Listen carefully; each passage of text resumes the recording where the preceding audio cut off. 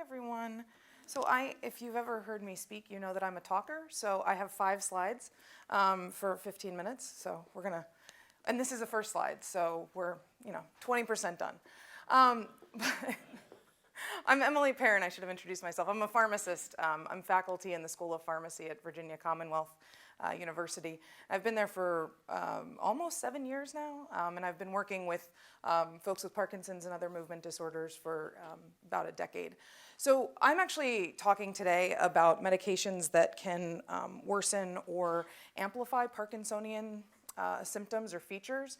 And so a lot of this information is probably something that many of you are familiar with, either from previous talks, from talking to your neurologist, from maybe having a hospitalization that didn't go as planned.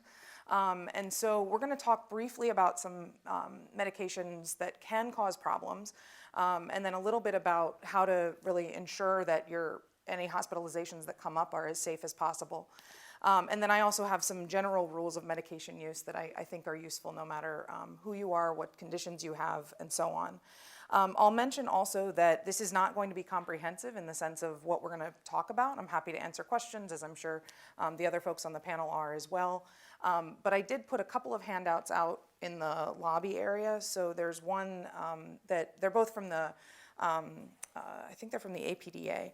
And so they're basically lists of medications that are approved for Parkinson's disease, and then a list of medications that should be used with caution or avoided in people with Parkinson's disease.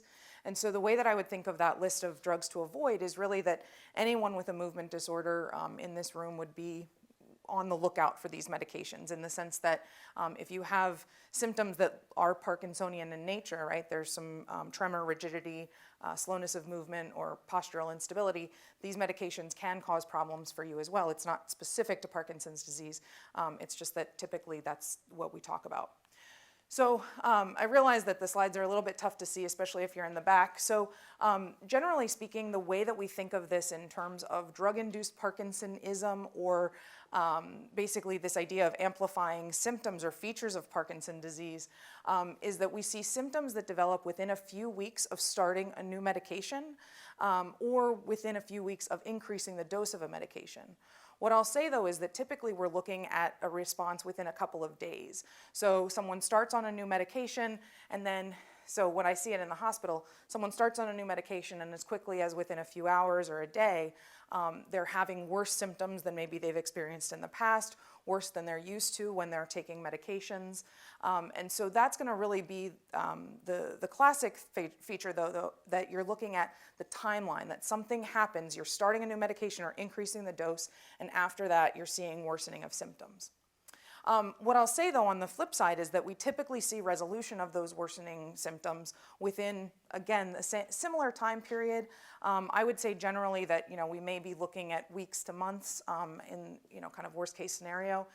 There are some folks that symptoms will persist for 18 months, maybe even a little bit longer. It's a little bit hard to predict, just like it's hard to predict when will those symptoms be at their peak. So I mentioned that typically you're looking at days to weeks, and that's going to be true in about 50 to 75% of folks, but in some it'll take a few months for kind of those worsening symptoms, or even presentation of initial symptoms that look like Parkinson's disease, to show up. And there are some distinguishing factors.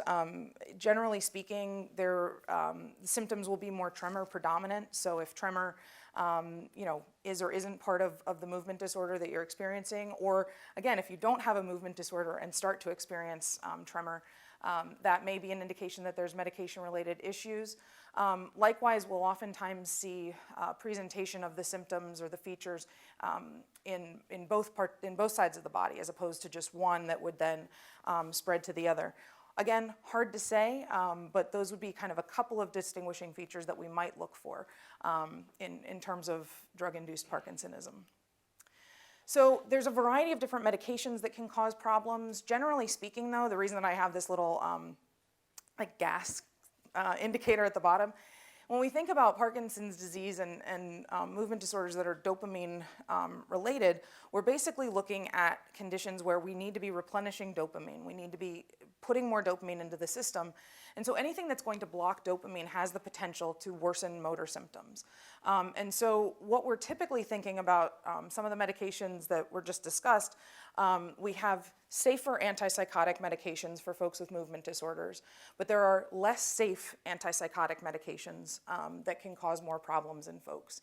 And so the one that I typically think about, particularly from a hospital perspective, is Haldol or haloperidol.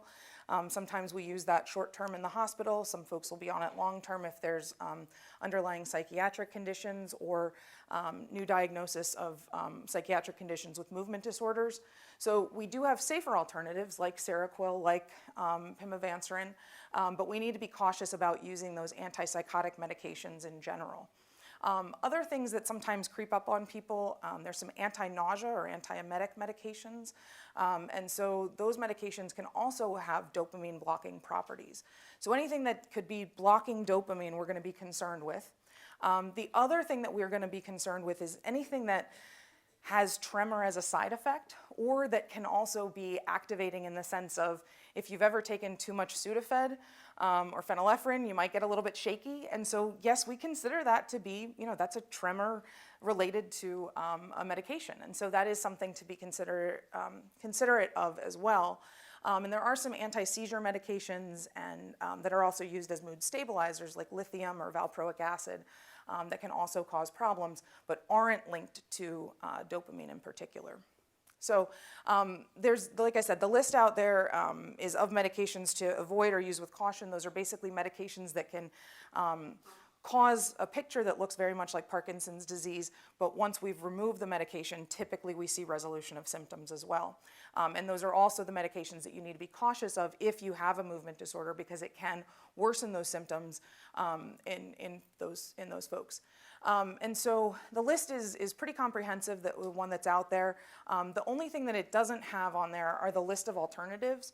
So keep in mind that any medication that we have that's on that list has an alternative that's safer, generally speaking. And so that won't have these Parkinsonian features associated with it. And so those lists, if you're interested, I can certainly send you a list of alternatives. They're on the websites as well. But the handout that I have there gives you a really nice list of medications to avoid. And so even if you have that and share that with folks, if you're admitted to the hospital or if you're working with folks who maybe aren't familiar with Parkinson's disease, they should be able to find alternatives anyway, based on that list that you give them. So one of the places where that list of both medications to avoid and medications that can be used as substitutes is the Aware and Care Kit. Can I just get a raise of hands for people who either know of the Aware and Care Kit or have one? Okay, so a smattering, but not everyone. So one of the things that I really like to talk about is the Aware and Care Kit, and I think it's a good fit for anyone with a movement disorder. Certainly it's specifically made for folks with Parkinson's disease. It comes from the National Parkinson's Foundation. But it's basically a bag that you can put all your medications in if you're looking for something to tote it in.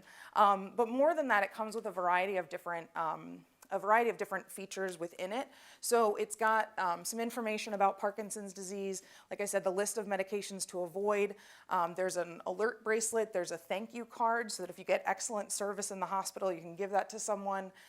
It also has just general information about Parkinson's disease for healthcare providers who may not be familiar or as familiar as you'd like them to be. There's place also for your medication list. And so there's a lot of information that's provided in these that if you're going into a situation, especially if you have a planned hospitalization or something comes up, this is a great tool that if you're going to the hospital can be useful for those purposes. Just basically helping to make your team aware of what's happening when you're admitted. Because folks with movement disorders can be treated in very similar ways, but there are things like those specific medications that we need to be cautious of and that maybe not every provider who's involved in your care will know about. So unfortunately, a lot of times we're asking folks to be their own advocates, but I think this is a useful tool. I think it's also useful just for everyday practice, everyday life, going to primary care doctor visits, for managing your medications, updating medication lists. There's great value in having a tool like this. These are free. You can order them from awareandcare.org or the phone number is also on here. So feel free, certainly you can request one. I tend to have them, but the last support group I went to, I gave it to someone, so I tend to run out of them because I give them away. But they're phenomenal tools, especially if you think you know, it might be something that you've run into in the past and maybe want to avoid in the future. So the 5 rules of medication use that I have in general, the idea here is that every person with Parkinson's disease is unique, and so is their medication regimen. And the same thing applies to any movement disorder, right? You can't compare necessarily what you're having, what you're using, and what someone else is using and getting from those medications. So keep in mind that medication regimens are just one piece of the puzzle, and that you can't necessarily compare progress or well-being with someone else just based on a medication list. The big thing that I think of in general is that you report any medication changes to anyone involved in your care.